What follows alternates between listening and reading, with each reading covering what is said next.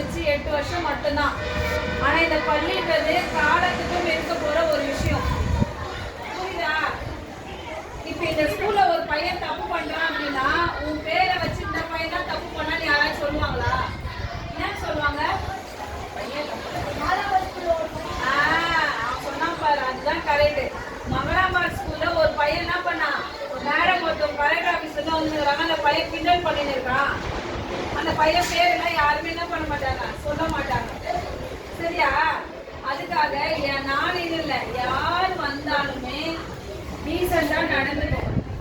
அப்பதான் உங்களை பத்தினா உங்க ஸ்கூலை பத்தி பெருமையா பேசுவாங்க. ஓடுவா பாரு.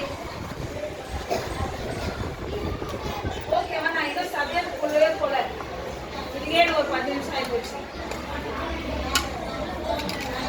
ஒழுக்கம் இல்லாத கல்வியினால ஒருவித பயனும் இல்லை என்று சொன்னேன். கையறா ஸ்ட்ரைட்டா உட்காரு.